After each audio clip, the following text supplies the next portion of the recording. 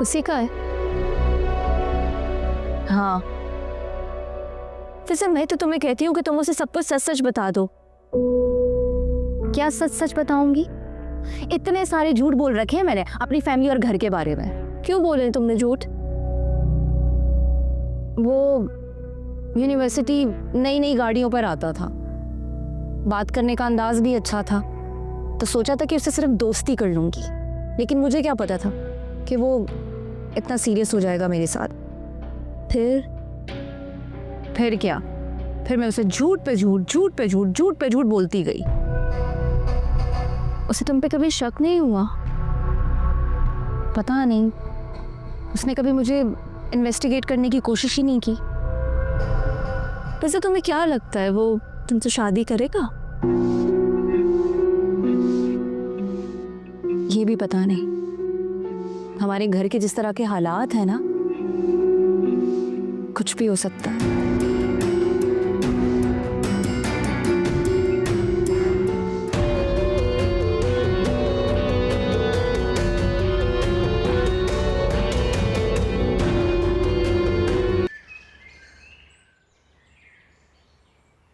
मैं जानता हूँ एमा कि इतने कम वक्त में इतने सारे इंतजाम तुम लोग नहीं कर सकते। मैं कोशिश तो कर रही हूँ और मैं कर लूंगी।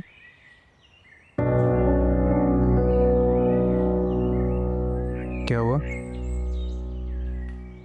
कुछ नहीं।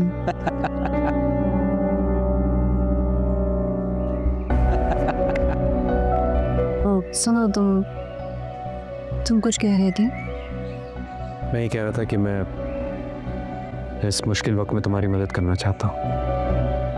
कैसी मदद? मतलब जिस चीज़ की भी तुम्हें ज़रूरत हो। मैं रिजवान भाई से बात करता हूँ, उनसे मैं कहता हूँ कि नहीं। आयमा, अच्छा ठीक है, अपने किसी दोस्त से उधार दिलवा देता हूँ, बाद में हम वापस कर देंगे। बिल्कुल नहीं। लेकिन क्यों? ये इसके साथ कौन बैठा है? इस यूनिवर्सिटी का तो नहीं लगता। होगा कोई दिन दा।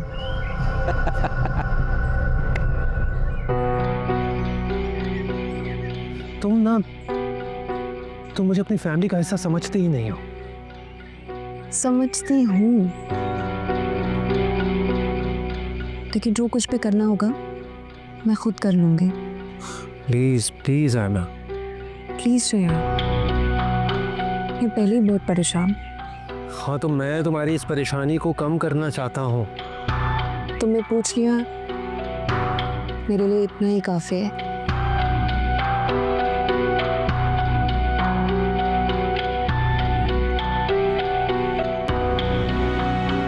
उठ क्यों गई?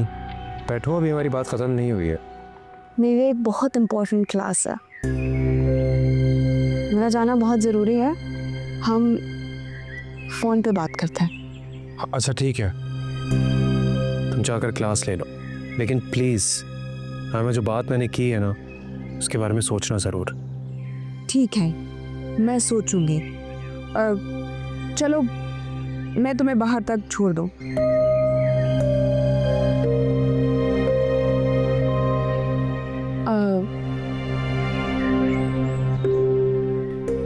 चला जाऊंगा मैं। नहीं नहीं, चलो मेरे साथ चलो। अच्छा चलो।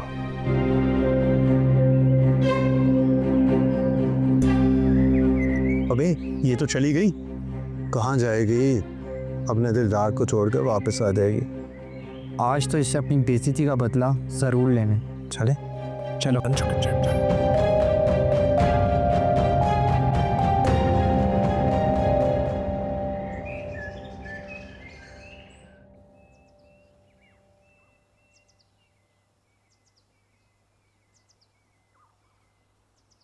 अस्सलाम वालेकुम खाला। वालेकुम अस्सलाम। कैसी हो सबा? मैं बिल्कुल ठीक, आप कैसी हैं? मैं तो बिल्कुल ठीक हूँ। लगता है तुम्हारे घर में कुछ ठीक नहीं है। क्या मतलब? मैं कुछ समझी नहीं, आप क्या कह रही हैं? अरे भाई, जो तुम्हारे घर में कल शोर हो रहा था ना, पूरे मोहल्ले ने सुना है। हुआ क्या था? अच्छा वो तो फिजा ने हुमा आपी के कपड़े चला दिए थे ना प्रेस करते हुए, तो इसलिए हुमा आपी उन पे गुस्सा कर रही थी। हाँ भाई, तुम कह रही हो तो मान लेती हो, लेकिन मैंने तो हुमा के मुंह से कुछ और ही सुना था। वो आयमा पे भड़क नहीं रही थी? अरे किसी के रिश्ते की बात हो रही थी। अरे हाँ, हुमा की शादी की बात हो रही थी। हुमा आयमा से कह रही थी कि तुम होती कौन हो मेरे मामले में टांग अड़ाने वाली।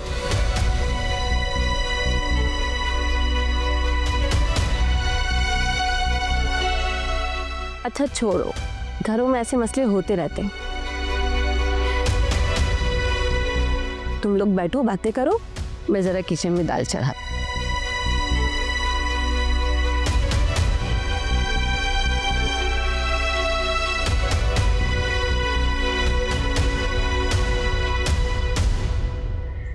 पहले तो वो लोग जल्दी शादी के हक में थे ही नहीं। फिर मैंने कहा कि अगर ये रिश्ता करना है तो हमारी बात माने। लेकिन आपने तो बताया था कि उन्होंने अपनी शर्तें मनवाकर आपकी बातें मानी है।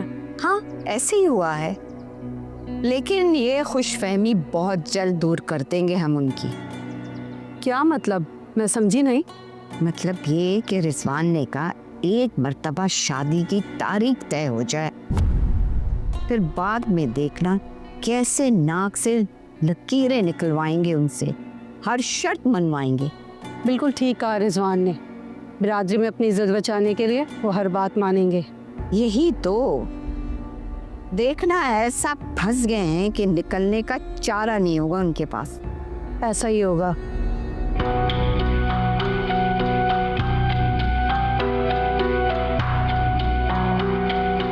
अस्सलाम वालेकुम खाला। वालेकुम सलाम। अच्छा बाजी, मैं अब चलती हूँ, बाजार से कुछ राशन भी लेना है, फिर आऊँगी। अल्लाह हाफिज। अल्लाह हाफिज। खुदा हाफ़िज़। अल्लाह हाफिज। तुम कब आए? जब आप अपने और रिजवान भाई के मंसूबे बता रही थी खाला को, तब आया मैं। कौन से मंसूबे? यही कि एक बार शादी की तारीख तय हो जाए, फिर किस तरह पप्पो लोगों से आप अपनी शर्तें मनवाएंगी। क्यों क्यों इतनी ज्यादती कर रही हैं आप?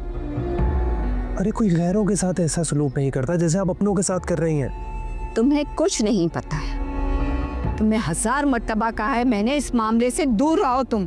अम्मी, मैं भी इस घर का फर्द हूँ, अगर कुछ गलत होगा तो मैं बोलूंगा ना। बोलना तब जब इस घर का खर्चा उठाओ। अरे करते कराते कुछ नहीं है और बातें इतनी कर रहे हो जैसे तुम्हें हम नहीं, तुम हमें पाल रहे हो।